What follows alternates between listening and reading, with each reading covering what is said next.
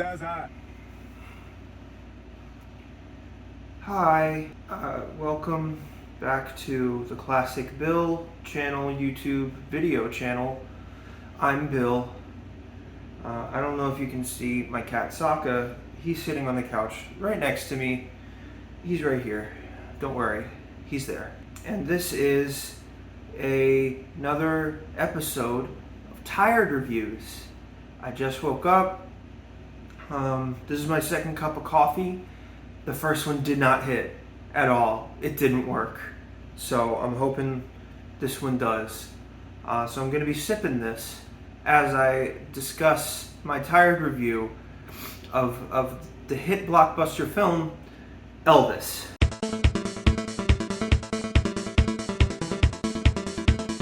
Directed by Baz Luhrmann and written by like 5 people.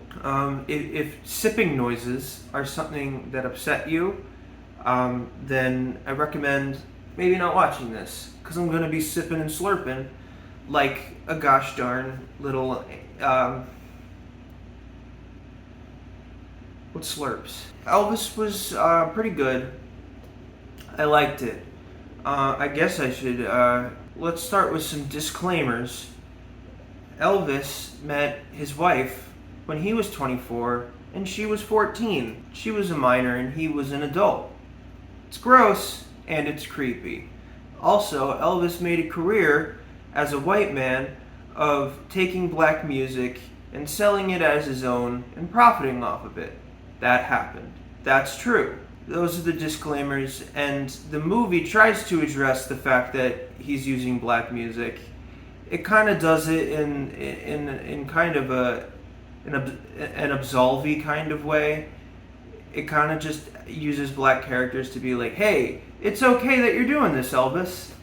And I know that was kind of the case in real life, but also there were black musicians that did not approve of the way that he used their music.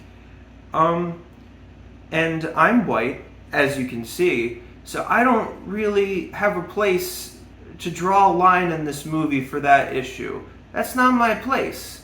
In the description, I'm going to link to a black creator that discusses this issue a lot more interestingly and who's a lot more knowledgeable than I am and deserves to have your viewership. So that'll be linked in the description. Watch that. The movie doesn't address the fact that his wife was 14. They just danced around that. And, like, what, are we gonna arrest him? He's dead. He's dead. It's gross, it's creepy, it's not good, it's a bad thing. But Elvis is fucking dead, so what are we gonna do about it? My opinions on the movie, and not the social implications of Elvis as a human being, the movie was pretty good. I thought it was good. This movie is directed by Baz Luhrmann, and if you've seen any of his movies before, you know what to expect.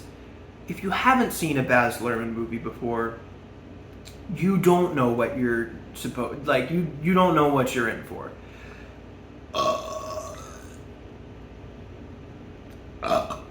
That too. I once described Baz Luhrmann's filmmaking style as gay Sam Raimi.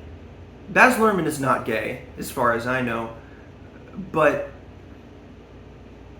you can't watch Moulin Rouge and tell me he didn't make that for the gays. He was pitching that one directly to the queer folks. Like, let's be honest. Probably his biggest movie that most people nowadays would be aware of is The Great Gatsby film adaptation from 2013, I believe it was. I did not care for that movie. Although I am a fan of Baz Luhrmann, I don't think his visual style works for The Great Gatsby at all.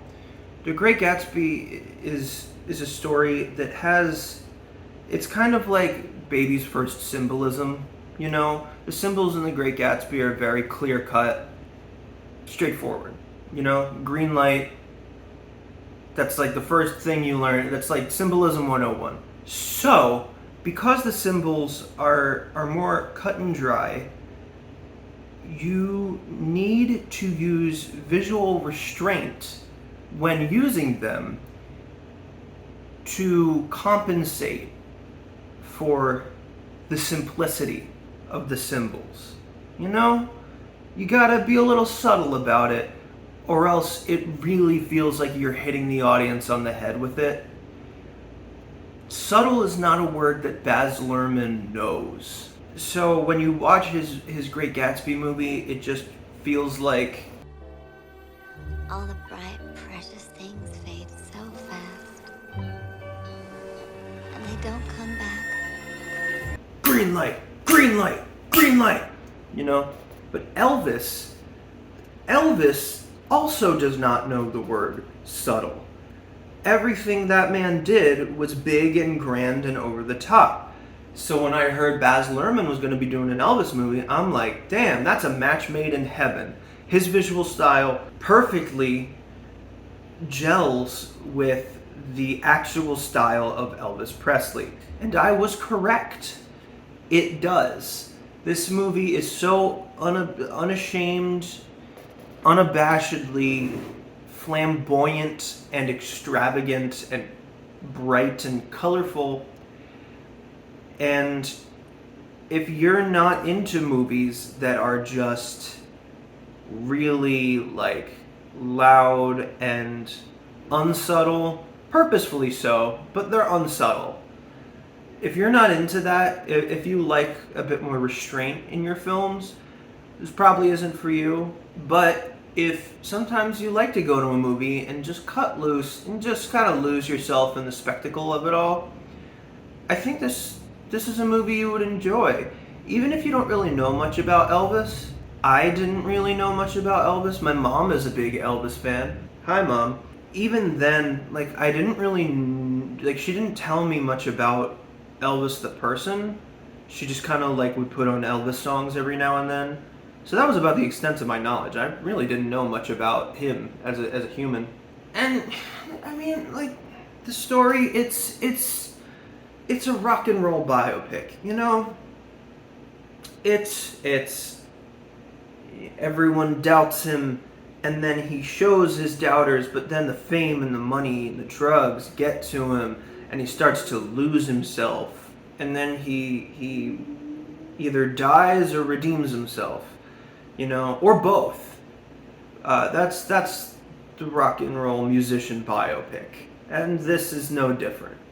The difference in this is the visual style, and that's where Baz Luhrmann really shines as a filmmaker, and that's what makes this movie like worth watching. So funny enough, this is like a movie I actually recommend going into the theaters to see, just so you can get lost in the spectacle and the music can be blasted in your ears, you know?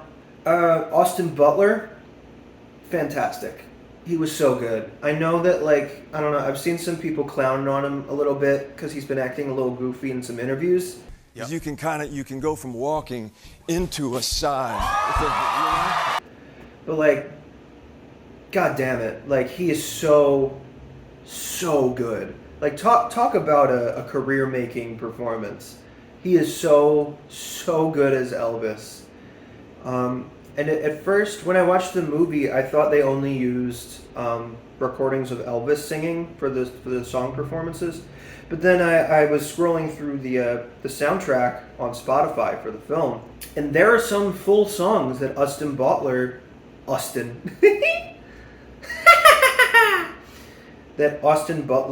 did full vocals for, and I couldn't tell that it was him. Like his Elvis, it's nigh undistinguishable from the actual Elvis.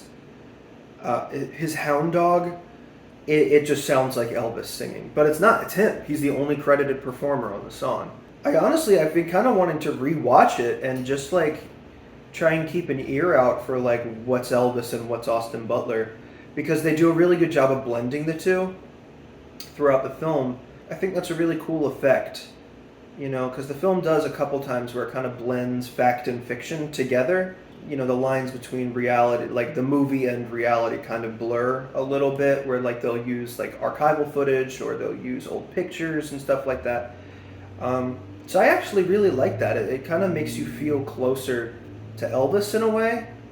because he was a real person. Did you know that? Did you know Elvis was real? That's fucked up. Tom Hanks, not his best performance. I don't think it's a bad performance. Some people have been calling it like a bad performance. I don't know if Tom Hanks is capable of turning in a bad performance, but it's definitely not his best. He's struggling behind like probably like 100 pounds of makeup and fat prosthetic. And also he's doing this really weird Holland accent. It's a weird accent, and it definitely restrains his ability to deliver his lines effectively. But it's still Tom Hanks. Like, it's not like a bad performance, you know? There wasn't any point where I was like, that's bad acting. You know? It's Tom fucking Hanks. What else can I say about them? There's not much else I can say. It's Baz Luhrmann's Elvis. That's the thing with Baz Luhrmann. Like, what you see is what you get. He is pretty surface level, but what he presents is so fun, so flashy, so spectacular that you just surrender yourself to the thing. If you've seen Moulin Rouge, you know exactly what I'm talking about. Moulin Rouge is not a very deep film. It's melodrama, and it knows that it's melodrama. It's very self-aware that it's not a very deep movie. So it does its best to gussy up that material the best it can with colors and flashy editing and great performances and fun sequences, and that's exactly what Elvis is. There's not much more I can say about it. Why did I do a tired review if there's not much I can say about it? Because I need to make content, baby! I gotta make content! Oh, Sokka hated that I said I gotta make content, baby, so much that he left the couch. He just left. So I figured I would end off this review with something special. I'm going to do a performance for you. I'm going to be performing an Elvis song that I really loved. Probably my favorite song by Elvis Presley. The song just, I don't know, like, because I mentioned earlier my mom would play Elvis a lot when I was younger, like in the cars in the back seat, and that's kind of like what kind of kickstarted my love of like classic rock in general. Is my mom was always playing her favorite rock and roll musicians and bands and everything, and I still remember hearing this song for the first time, and like it just like. It fucking touches you, you know?